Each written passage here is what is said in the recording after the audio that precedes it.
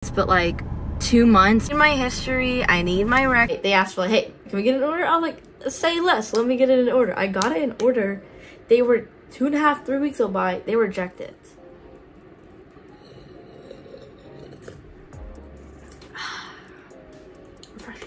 Disclaimer, everything that I am speaking about in this video is my personal experience, my personal opinions, and it is not a reflection of the Air Force or the DoD, and I am not sponsored or endorsed by the Air Force or DoD to make this video. I am making it on my own free will to tell you guys my story and my opinion. That's the disclaimer. The longer I sit in front of the camera, the more that I'm loving my hair. If you guys don't follow me on TikTok, I posted, I'll leave a link down below, I posted a TikTok of me getting my hair cut, and I got my bangs shorter, and I actually styled them. So I am eating dinner while we are multitasking. I am hungry. It is almost 9 o'clock at night. But I told myself I was gonna film this video because I want y'all to know my process. By the way, this video is about my mental health waiver. This is the only waiver I needed to join the Air Force, and it took months. I literally sat, well, let me open my phone. All of this is my whole entire experience. Months summed up. It's insane. It makes me so mad just thinking about it. But yeah, we are gonna film this video, especially since if you guys are here because of that TikTok that blew up my channel. I still can't believe it's not that 2 million of it. Ugh. I almost can't believe, almost can't believe it's at 2 million. Reason I can't talk. 2 million views. That TikTok's almost at 2 million views. Which, number one, is insane. Number two, I kind of talk about my mental health waiver because that was like the beginning of my military journey, and I do plan on eventually doing a MEPS video because that's just so much information in one video considering how long and how much it took to get my waiver. I'll make a whole nother video about that. I have one video about BMT. If that's what to pack for BMT, I do plan on pumping out more content. Hence why I am filming at 9 o'clock at night when I should be showering and going to bed, because I told myself this year, if you guys haven't seen my last videos, my 2024 goals, which you should, I talk about my goals and YouTube and dedicating myself to making this platform, which I love doing. I love saying that I'm making videos, even though I can't talk half the time. I'm also trying to stop saying the word and like. I'm sick and tired of freaking editing it out of my videos. So I'm challenging myself while talking about all this information to not say that. If I say it's okay. If I say like, it's y'all don't notice it, but I'm noticing it because I watch my videos like 3 times before anyways. I definitely will say the hardest part about the Air Force is actually joining it. They make their process cutthroat. It's like cutthroat. I will say it's cutthroat. You hear some stories of people just like make it through with the most absurd things, but they will stop you at the door for anything. It's not like the Marines, other branches. Not saying there's anything wrong with the other branches, but there's a reason why I picked the Air Force. So let's start. I do need to, this will make a lot more sense. It literally ties into the whole entire story of why this happened. I'm also trying to stop looking here because I can see myself. If I look here, I can't see myself, so I need to stop doing that. My dad is retired Air Force. I'm actually 3rd generation Air Force. My grandfather served in the Vietnam War. He was drafted Army, but once the war was over, he got let out. He joined the Air Force Reserves, and then my dad joined the Air Force, I believe, in 2001. So he served in like Iraq and all that stuff. So I grew up being a military brat, living on Air Force bases. So I went through TRICARE. TRICARE doesn't really exist anymore, and I'll get more into that. But I grew up TRICARE. So I always went to a military doctor. I did therapy to a military doctor. Everything was through the insurance TRICARE, which plays a huge factor in my story. When you first go to the recruiter's office, they're gonna sit you down and they're gonna go through your whole life with you, like any medications, any criminal background, children, divorces, if you're married, your maiden name, your family, like literally everything there is to know about you. And I didn't have anything else going on besides going to therapy. And I will say, kind of people are gonna ask, I was never officially, how do I word this? On paper, I was given adjustment disorder. Through insurance, I was going to therapy because of an adjustment disorder. I never had depression or anxiety or anything of those sorts down. I had adjustment disorder, and that's what I had to tell her. I was like, hey, I go to therapy, this, that, and the third. I'm not on medications. Especially because of TRICARE, there was no hiding. I went to therapy. Not that I would hide it, but if I told her no and then I went to MEPS, there is no getting away from MEPS. Like, they would pull it up and they would be like, what is this? Where's the records of this? So I let her know. We discussed it. She had said I didn't have to quit right away, but I would have to quit before shipping out. And because I had already like trickled to only talking to her like once a month, I was like, okay, like I feel confident and I feel ready that I can go off and not have a therapist. Like, it kind of sucked because like I spent the last year and a half like pouring my heart and soul out to this woman, and she literally helped me so much. I'm eternally grateful for her. I quit, and then I had her write me a note saying, Isabel Campos has adjustment disorder, has talked to me for X, Y, and Z, is competent, she's capable, she doesn't need to continue. And then I had to print out, some of y'all are probably gonna trip about this, you have to print out every single note your therapist has taken on you. And I was reading some of them, I was like, I was really hung up on this one girl in high school. Like, if we, like, my beginning notes were like all of her. I was like, damn, yeah. That was insane. Like, I started talking about an ex and I like summoned another. Whew. But what was I talking about? I was talking about, oh yeah, so you have to like print out every single note they've ever taken, so you can't like hide stuff. And me and my therapist like talked about a couple of things that maybe would have like raised red flags. For example, like I kind of mentioned briefly in my last video kind of about like my childhood trauma, and there was like one portion, like literally one page out of like 300 that said like PTSD, and we talked about potentially like taking it off, but then it would show this page has been locked, and we were like, okay, that's stupid. Like, then they're gonna be like, why is this page locked? It'll be a bigger issue than like it needed to be. So I was like, it's fine, I literally have nothing to hide, go ahead, let's leave it there.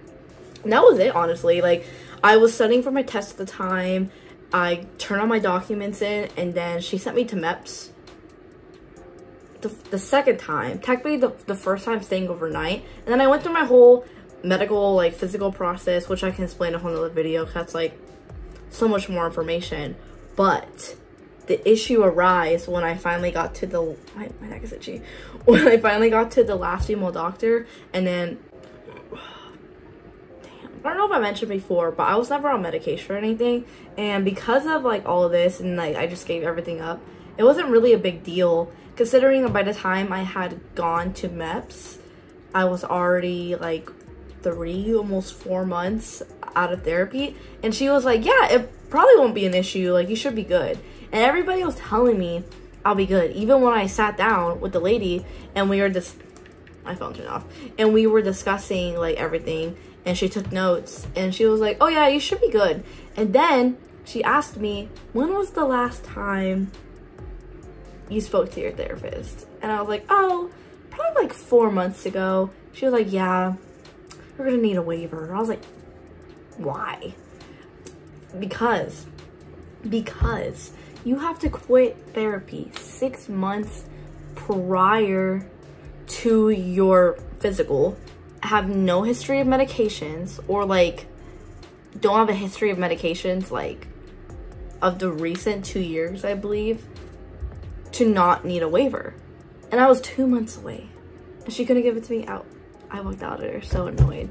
But another issue arose because we were trying to look at my like records, you know. I was like, yeah, I've never been on medication, so she was pulling it up to prove that I'd never been on medication. But when you go through the enlistment process, they give you a DOD ID number. But if you remember, I'm a military brat. I've been DOD my whole life, which means I had my own personal DOD ID number prior to this whole process. So by the time we sat down, she was pulling up the DOD ID number they gave me to process this whole physical and get stuff written down and start on my profile. So it wasn't communicating with the profile, the DOD ID number that I had from that point to I was born. So they weren't talking, and that wasn't helping my case either, which wasn't my fault, but it definitely didn't help. So after that, she sent me home, and I was disqualified from the military. Hence why you need a waiver. The only reason why you need a waiver is when you get disqualified for whatever reason, and the waiver is to like debunk and say, no, she actually is fit to be enlisted and to be in the military and this, that, and the third. So I'm from San Antonio, and in San Antonio, it's like military central. Yeah, that'd be 4 bases. But the bases I know of are Lackland, Randolph, and Fort Sam. Fort Sam is actually where MEPS is at. That's like public information. I can just, oh my gosh, I'm like hitting my bowl. I can disclose that. But there's also like little clinics where DOD employees like doctors and stuff work, and like dependents. Maybe active duty can go there too, but I just know I went there. TRICARE is a system, which, by the way, I need to say, so TRICARE has been switching over to MHS Genesis. They recently did it at Kadena, and it's like a hot mess. This happened about a year and a half ago. I've been in it for 8 months. My process was 10 months. So it's been about a year and a half now from when San Antonio, like that area, like them, they switched over to MHS Genesis. But when this happened, and it's happening here too, so I know for a fact it's just like the system itself. MHS Genesis likes to mess things up. It doesn't like to put things in order. It likes to forget stuff. It doesn't like to delete stuff. It's a pain in the ass at first. And I definitely got the short end of the stick with it when it came to printing out my medical records, because MEPS wanted it a very, very, very specific way. And you're about to see how annoying it is. I literally wrote down, let's see. So I go, right, I walk up to like the front desk area. It's like a small clinic. I'm like, hey, can I have my records, whatever, like stating every single medication I've ever taken. Like I said, been TRICARE my whole life. You can literally pull up the records from the day I was born, the first shots they ever give you. So she gives it to me, I sign out a consent form, release it. It says medical history, which is important, but it's out of order, which is kind of important. Anyways, so I send it to my recruiter. We know it's out of order, but I'm like, this is the only way they could print it for me. So we submit it to MEPS to see what they say. And it takes MEPS like weeks to reply, which hence is why it took so long to get my waiver, because there's just so much waiting. It's like the saying, hurry up and wait. You just wait a lot in between trying to get a waiver. It usually takes about 2 weeks, almost 3 weeks in between every time I submit something to MEPS, because there's something called a general surgeon, which is the guy, the big boss, who like approves, who like approved my waiver in the very end once I got it. And then the general surgeon also has a team, and whatever they do, they decide if it's even worthy of going, what is it like that? But it's true. Like if it's even worthy of like the general surgeon seeing it. And they kept denying me. They were the ones that were like, nay, nay. Can you tell I watched Billy Syrian? Nay, nay. But they rejected it, sent it back. We're like, hey, we need them in order. Fair, you know, can't really get mad at that. So I went back to my little clinic that I go see, and I was like, hey, can you guys print this in order for me? And I showed them the paper. I was like, you printed it for me, but it's like out of order. Like the years are just a little bit whack. And the lady at like this little clinic was very helpful. So she got it to print in order, but it said medical history. But like it was my medical history, and I submitted it to MEPS, and it's in order, right? They asked for like, hey, can we get it in order? I was like, say less, let me get it in order. I got it in order. They were 2.5, 3 weeks go by, they rejected it. They send it back. Their reasoning? It says medical history instead of medical records. It literally had the shots I had since the moment I was born. And it gets worse. So I go back to that place and I bring the papers. I'm like, hey, you've helped me before. These printed out, but they say medical history. Is there any way you can get them the same medical records? And they couldn't, because they didn't really know how to. Granted, I don't really expect them to, but they said at Lackland there is a records department. I still have PTSD for this place. Ooh, it irks me. This is the part of the story that makes me want to like strangle somebody.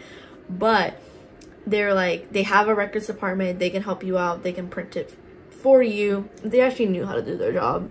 And I'm not gonna sit here and sugarcoat and say they were good people. No, I have beef with them. I forget exactly what it's called, but it's something about records release. They were all civilians.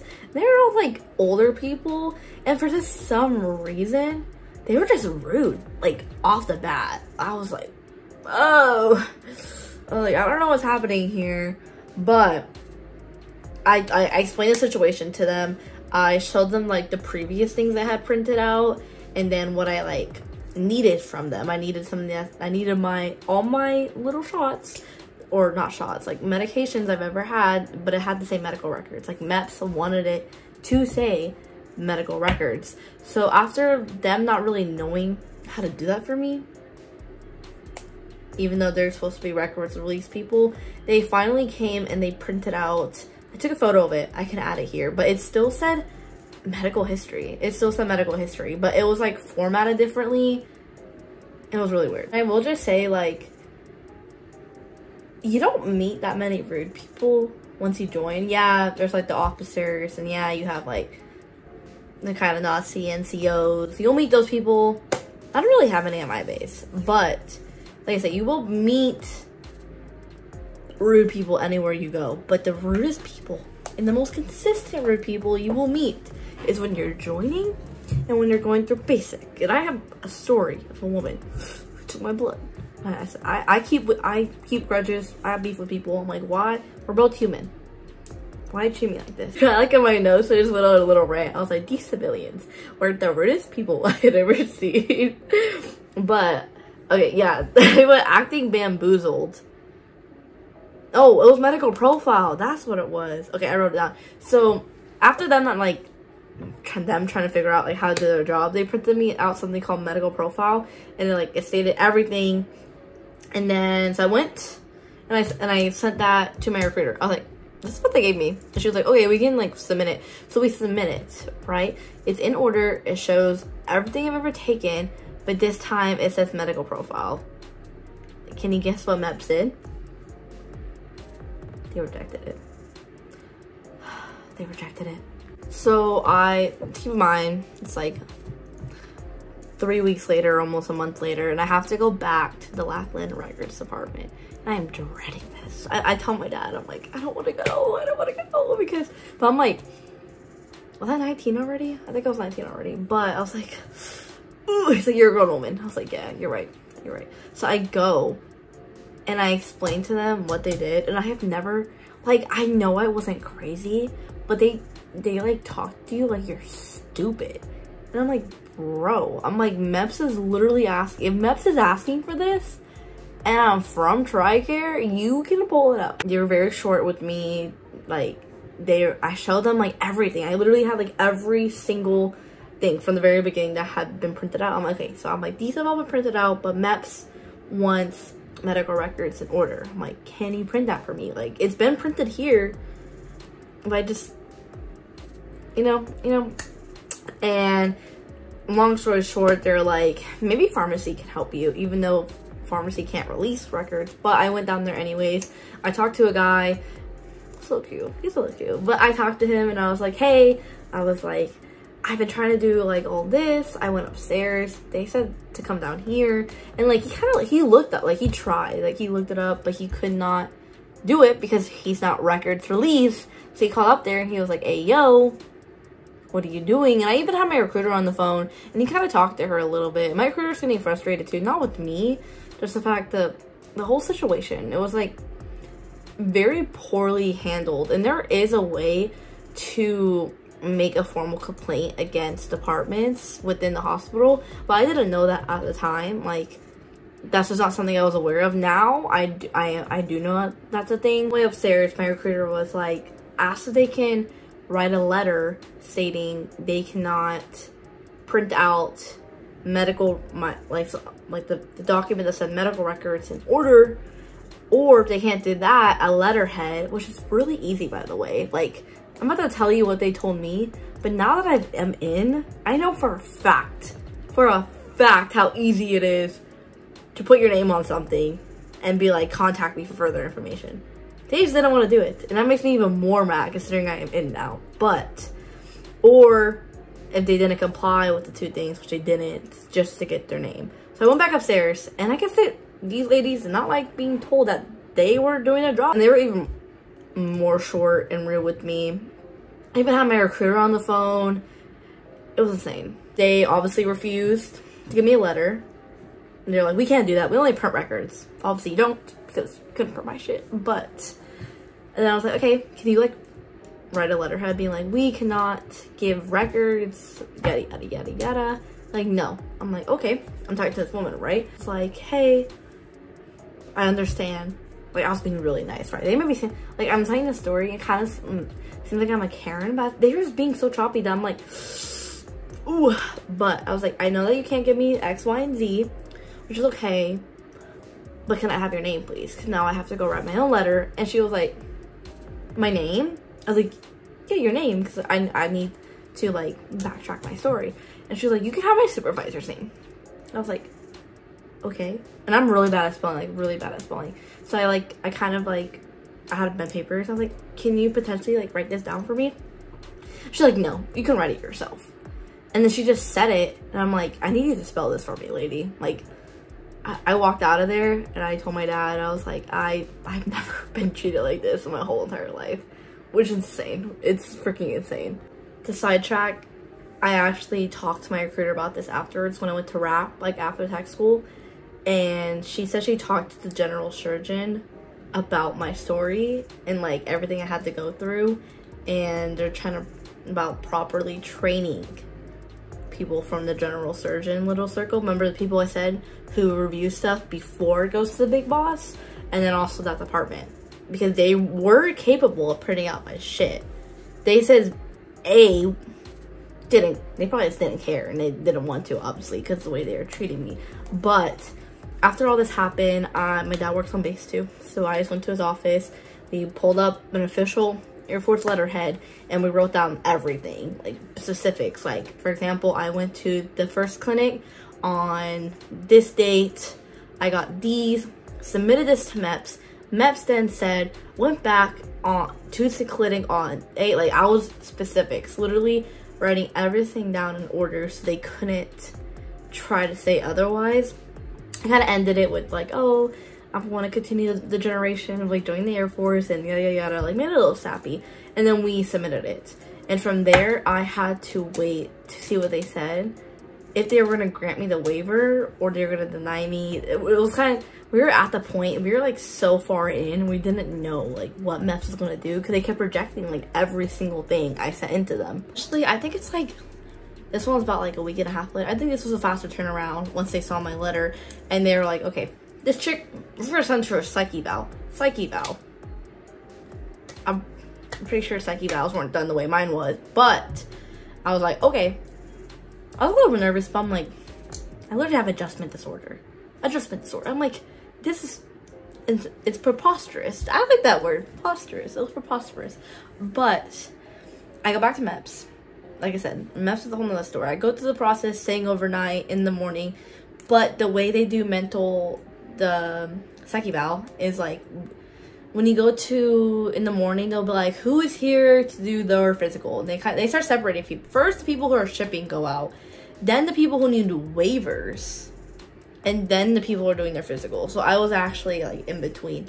So I go up with the medical people, you know, and they set us off to the side. Like, we check in, we set off to the side, because we're not there to do a physical. They actually take us to a whole different place to do the psych eval, which is really counterproductive considering the place was near my house. I didn't need to go 45 minutes away when it was a 15-minute drive from my house. But that's besides the point. That's also something my recruiter tried to fight too, like for new people. She says she literally uses my letterhead, the letter I wrote, to help people that go through my situation, because it was so stupid, like having to deal with it. But they separate us, and then we get on a bus. You're always going to be driven by like veterans, which is kind of cool, but they drive like maniacs. Just to let you know, they drive like maniacs, which I think is like really funny, because they be whipping it. They load us on a bus, they drive us to this place. It's actually near one of my old jobs too, which is not, it's like a 15-minute drive from my house. Like I said, really counterproductive. But the only way I can describe the place is like, it wasn't a hospital. It was kind of like a standalone clinic, but not even a clinic. It was very weird. The only way I can describe it is like some like geometrical windows looking place. And we just kind of had to sit there and we just talked. It was just me and 2 other people. I don't know what happened to the other girl, but the other guy who was there for self-harm scars, he actually ended up shipping out the same day as me for Navy. So like, he made it. So I see people like in my TikTok comments being like, oh, I had scars, so you want to let me through. But I literally like know somebody. One girl goes first, then the guy goes, and then I'm the last person to go. And I sit in there, and they just ask you how you feel. Literally, the guy, he looks at all my notes, and he was like, so, how do you feel about X, Y, and Z? Like, how do you feel about this? Do you still feel like this? And I'm sitting here, I'm like, you're not gonna like make me look at pictures and see if I'm a psychopath? No. And he literally even tells me, he's like, I don't tell you. Like, he's like, I just take notes and give my opinion, and then the general surgeon, the guy I was talking about, the boss man, he's the one that says, okay, she's good, let her pass. And I'm sitting here and I'm like, all this for what? And mind you, his room is like so weird. And on his wall, it's a giant wall. It's just photos of him in Africa with animals. This whole situation is so bizarre to me. It's the probably the weirdest psych. If I ever have a psych evaluation again, it's probably the weirdest psych evaluation I've ever witnessed. And this dude, the dude that was with me, that shipped out with me, he was like, "Did you see his plaques?" And I was like, "What do you mean plaques?" He goes, "It said licensed sex therapist." And I'm thinking back, I'm like, wow, that office really reflects being a licensed sex therapist. So what he said is true. I got my psych evaluation done by a licensed sex therapist who had Africa animal pictures on his wall. Who didn't even actually do it. Like, he did, but like, he didn't make the decision for me. In my opinion, okay, it was honestly a total waste of time. Because all he did was ask me how I felt and then write down stuff. I'm like, bro, literally anybody could have done this. Anybody. And after that, it was pretty simple. They drove us back. Because I'm from San Antonio, I literally drove myself to the hotel in 2 MEPs. So I just got in my car, went home, and we just had to wait from there to see once the guy sent his opinions, literally what it is his opinions of me, to the general surgeon team, and they compile all my information and they sent it to the general surgeon, who then sat down, reviewed it, and it was like, yeah, this chick is good. And thankfully he did, or else I would not be here if he did not. That's basically it. As soon as I got my waiver, because that was the only thing holding me back. As soon as I got my waiver, I was able to go swear in within like the next week and a half. And then within like 2-3 weeks later, I got my job, which I also got my ship date. And then I went to BMT, then I got this job, which is that patch right there. And now I'm in Japan. So it all worked out in the end. It was very frustrating. It is very discouraging and disheartening for a lot of people to go through this. Trust me, I've been there, I've dealt it from start to finish. My whole process, like from when I started my process, from when I shipped out, was a total of 10 months. That is a long time. That is almost a year. So I completely understand. If you guys have any more questions, because this is like my story, like, this is what I had to do in order to get my waiver. So other people's process might be different, because I didn't have any medication. But at the end of the day, I only know so much. A recruiter is going to know more. But I will say, if your all's recruiter isn't helping you, you can go to a different recruiter. Because I do know, unfortunately, there are recruiters out there who don't always do their best.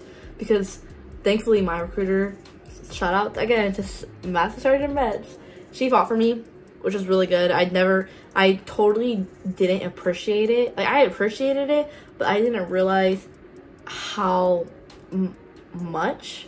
And 2, I started hearing other people's stories about how the recruiter ghosted them, how the recruiter did X, Y, and Z. She was always transparent and gave me the option to always back out. So much. Like I said, I'm appreciative of it. I'm thankful my waiver got approved, even though it took freaking forever.